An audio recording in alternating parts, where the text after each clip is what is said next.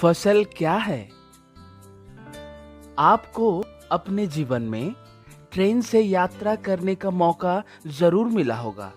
आप खिड़की के माध्यम से क्या देखते हैं? नदी, पहाड़, बड़े बड़े खंभे, बड़े भवन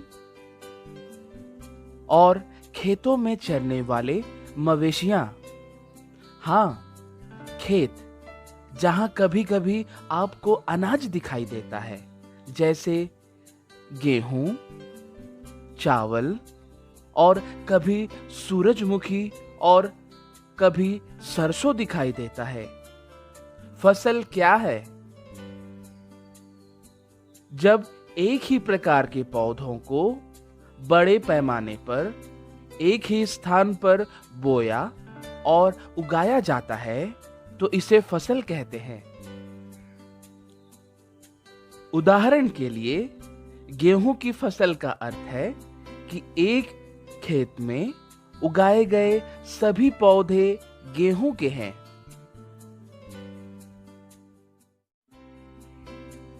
फसल पद्धतियां। जिस मौसम में फसलें उगाई जाती हैं, उसके आधार पर दो व्यापक फसल पैटर्न की पहचान की जाती है। वे हैं खरीफ फसल और रबी फसल। वह फसल जो वर्षा ऋतु में अर्थात जून से सितंबर तक बोई जाती है, खरीफ फसल कहलाती है। कुछ उदाहरण हैं, जैसे धान, मक्का, सोयाबीन, मूंगफली और कपास इत्यादि। पानी के मौसम में यानी अक्टूबर से मार्च तक उगाई जाने वाली फसलें रबी फसल कहलाती हैं। कुछ उदाहरण हैं, जैसे गेहूं, ज्वार, मटर और सरसों इत्यादि। विभिन्न दालें, सब्जियां गर्मी सहित विभिन्न मौसमों में उगाई जाती हैं।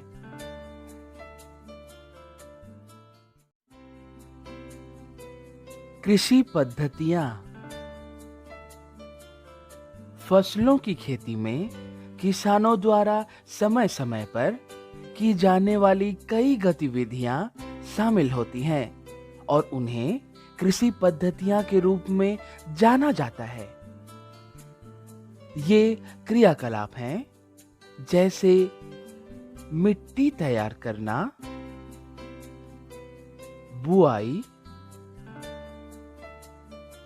खाद एवं उर्वरक देना, सिंचाई, खरपतवार से सुरक्षा, कटाई और भंडारण।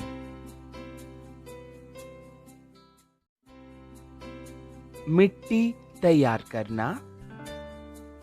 मिट्टी में फसल उगाने से पहले पहला कदम है मिट्टी को पलटना और ढीला करना।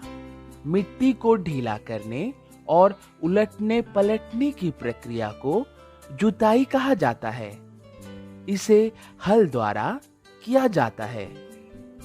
अब सवाल यह उठता है कि मिट्टी को उलटने पलटने की आवश्यकता क्यों होती है?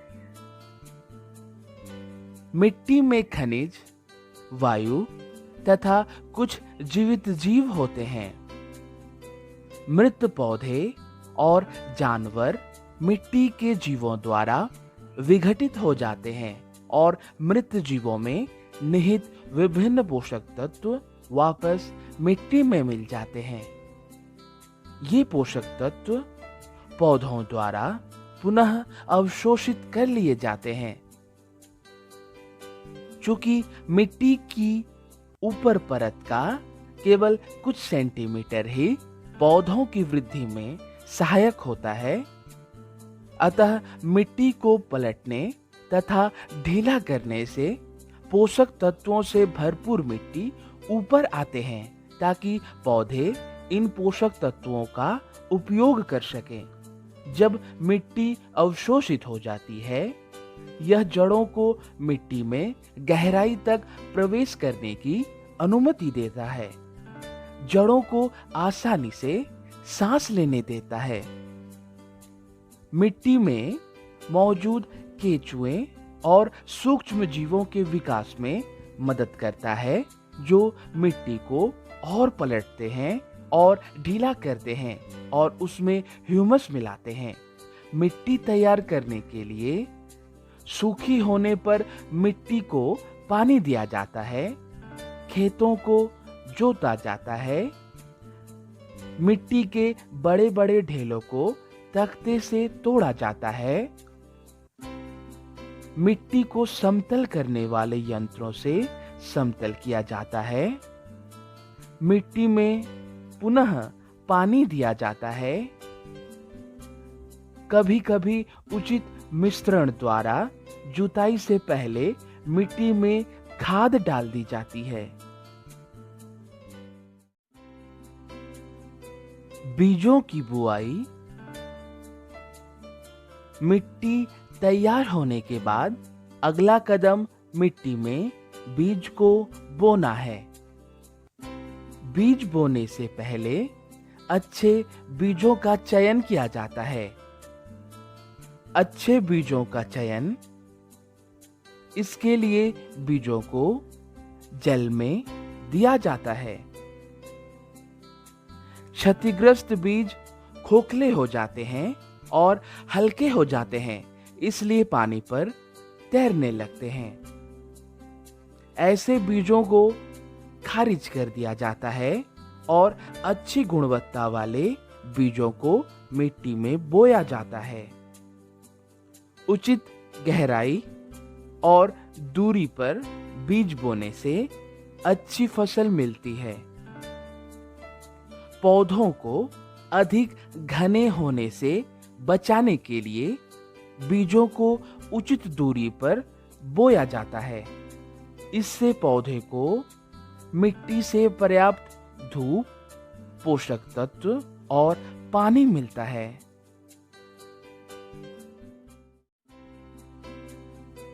खाद और उर्वरक मिलाना। मिट्टी फसल को खनिज, पोषक तत्व प्रदान करती है, जो पौधों की वृद्धि के लिए आवश्यक है। लगातार फसलों के उगने से मिट्टी में कुछ पोषक तत्वों की कमी हो जाती है। पोषक तत्वों के रूप में कुछ पदार्थों को मिलाकर मिट्टी की पुनः पूर्ति और संवर्धन किया जाता है। वे हैं खाद और उर्वरक। खाद क्या है? खाद एक कार्बनिक पदार्थ है जो पौधों और जानवरों के कचरे के अपघटन से प्राप्त होता है। खाद को कैसे तैयार किया जाता है? किसान पौधों और जानवरों के कचरे को खुले स्थानों पर गड्ढों में डंप करते हैं और उन्हें सड़ने देते हैं। अपघटन सूक्ष्म जीवों के कारण होता है और उन्हें विघटित पदार्थ का उपयोग जैविक खाद के रूप में किया जाता है। उर्वरक क्या होते हैं? उर्वरक रासायनिक पदार्थ होते हैं जो एक विशेष पोषक तत्व से भरपूर होते हैं। कुछ उदाहरण हैं जैसे urea, ammonium sulphate, super phosphate, potash, NPK इत्यादि। उर्वरक का उत्पादन कैसे होता है? उर्वरक रासायनिक पदार्थ होते हैं जो कारखानों में उत्पादित होते हैं। चलिए जानते हैं कि आखिर खाद और उर्वरक में क्या अंतर होता है। उर्वरक एक कार्बनिक नमक है, वहीं खाद एक प्राकृतिक पदार्थ है जो मवेशियों के गोबर, मानव अवशिष्ट और पौधों के अवशेषों के अपघटन से प्राप्त होता है। उर्वरक कारखानों में तैयार की जाती है, वहीं खाद खेतों में तैयार की जा सकती है। उर्वरक मिट्टी को कोई ह्यूमस प्रदान नहीं करता है, जबकि खाद मिट्टी को भरपूर मात्रा में ह्यूमस प्रदान करते हैं। उर्वरक नाइट्रोजन, फास्फोरस और पोटेशियम जैसे पौधों के पोषक तत्वों से भरपूर होते हैं, जबकि खाद में पौधों के पोषक तत्वों की मात्रा अपेक्षाकृत कम होती है। खाद के लाभ: यह मिट्टी की जल धारण क्षमता को बढ़ाता है। यह मिट्टी को छिद्रपूर्ण बनाता है, जिससे गैसों का आदान प्रदान आसान हो जाता है। यह मित्रवत सूक्ष्म जीवों की संख्या को बढ़ाता है। यह मिट्टी की बनावट में सुधार करता है। क्या मिट्टी को फिर से पोषण युक्त करने का कोई अन्य तरीका है? हाँ, ऐसी ही एक विधि फसल चक्रण कहलाती है। फसल चक्रण का अर्थ है बारी बारी से विभिन्न फसलों को उगाना। जैसे एक ऋतु में फलीदार चारा उगाना एवं दूसरी ऋतु में गेहूं उगाना।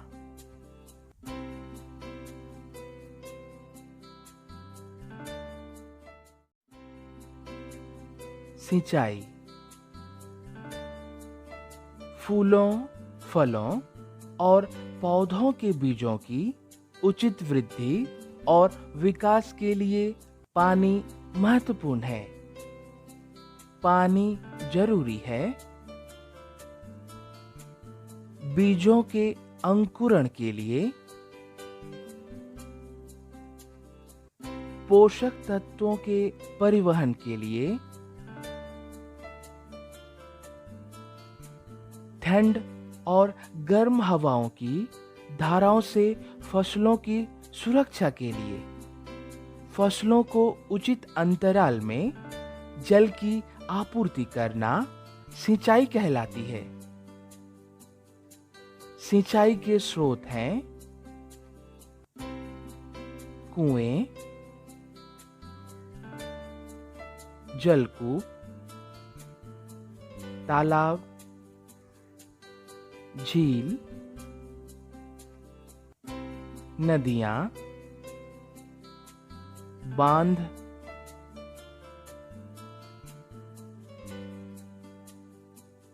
एवं नहर। सिंचाई कैसे की जाती है? सिंचाई या तो पारंपरिक तरीकों का उपयोग करके या सिंचाई के आधुनिक तरीकों का उपयोग करके की जाती है। पानी कुएं, झीलों तथा नहरों से निकाली जाती है, जैसे मोट या घिरनी, चेन पंप, ढेकली, राहत या उत्तोलक तंत्र। इस्तेमाल हो रहे आधुनिक तरीके छिड़काव तंत्र और ड्रिप तंत्र। चलिए सिंचाई के आधुनिक तरीके को जानें। इस प्रणाली का उपयोग असमान भूमि पर किया जाता है, जहां पर्याप्त पानी उपलब्ध नहीं होता है। छिड़काव तंत्र का डिजाइन तथा कार्यप्रणाली। शीर्ष पर घूर्णन नलिका वाले लंबवत पाइपों को नियमित अंतराल पर मुख्य पाइपलाइन से जोड़ा जाता है। जब पानी को पंप की मदद से दबाव में मुख्य पाइप से बहने दिया जाता है तो यह घूमने वाले नोजल से बाहर निकलने लगता है। यह फसल पर पानी ऐसे छिड़कता है मानो वर्षा हो रही हो। ड्रिप तंत्र। यह फलों के पौधों, बगीचों और पेड़ों को पानी देने की एक अच्छी तकनीक है जहां पानी बर्बाद नहीं होता है। यह उन क्षेत्रों के लिए वरदान है जहां पानी की उपलब्धता काफी कम है। ड्रिप तंत्र की कार्यप्रणाली। इस विधि में जल बूंद बूंद करके पौधों की जड़ों में गिरता रहता है। खरपतवार से सुरक्षा। फसल के साथ साथ प्राकृतिक रूप से उगे अवांछित पौधों को खरपतवार कहा जाता है। खरपतवार हटाने की प्रक्रिया को निराई कहा जाता है।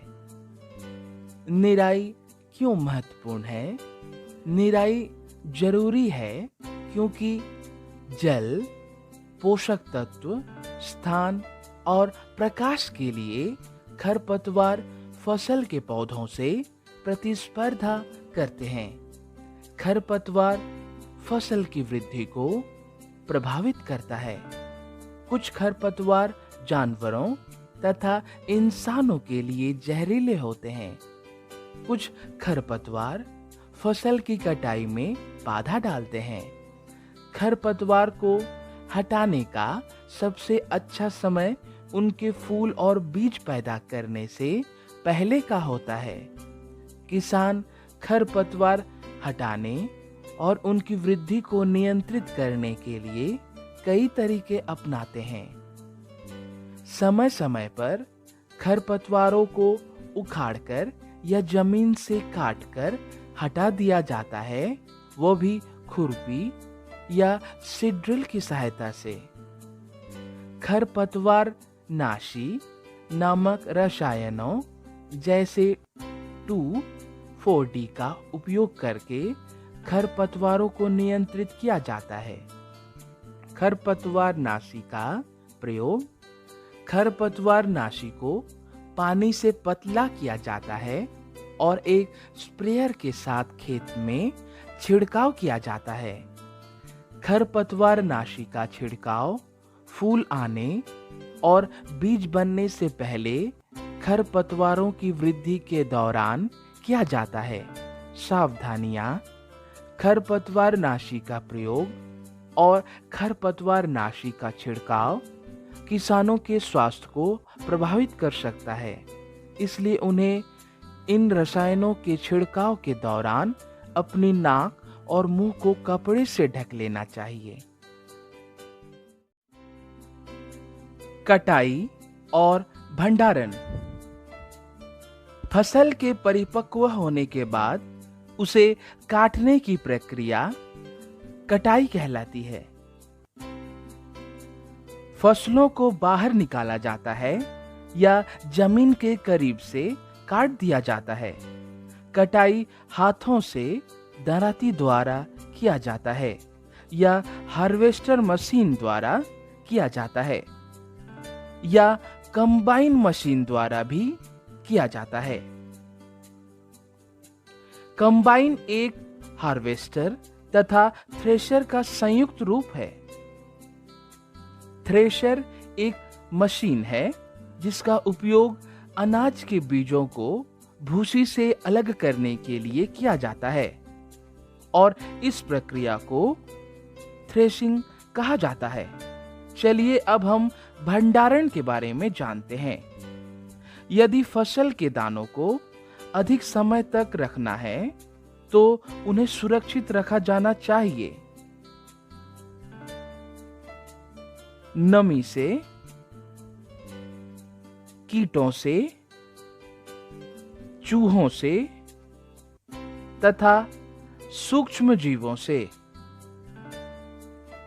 अनाज में नमी को कम करने के लिए अनाज को अच्छी तरह से धूप में सुखाया जाता है। अनाज को जूट की थैलियों या धातु के डिब्बे में रखा जाता है और चूहे तथा कीड़ों जैसे कीट पतंगों से बचाने के लिए साइलोस या अन्न भंडार में रखा जाता है। अनाज को कीटों और सूक्ष्म जीवों से बचाने के लिए विशिष्ट रासायनिक उपचार किए जाते हैं। कृषि उपकरण और औजार।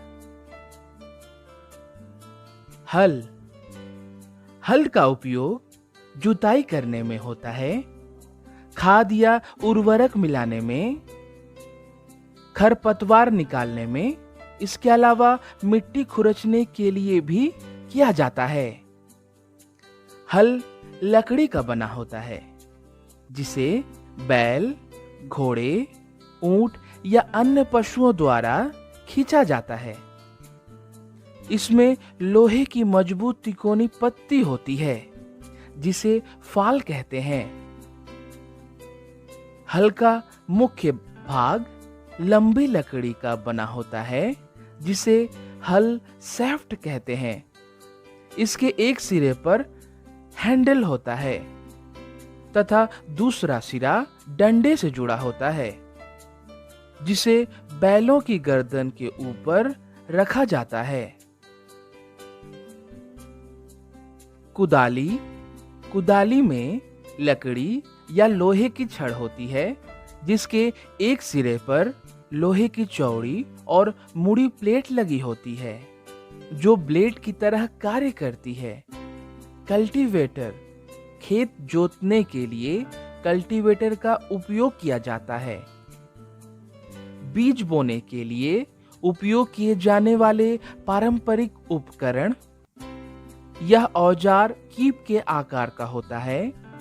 बीजों को कीप के अंदर डालने पर यह 2 या 3 नुकीले सिरे वाले पाइपों से गुजरता है जो मिट्टी को भेदकर बीजों को स्थापित कर देता है।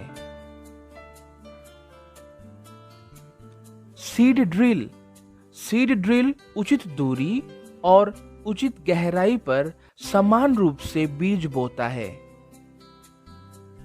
यह सुनिश्चित करता है कि बुआई के बाद बीज मिट्टी से ढक जाए।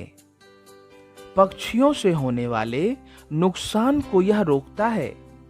इससे समय तथा श्रम की बचत होती है।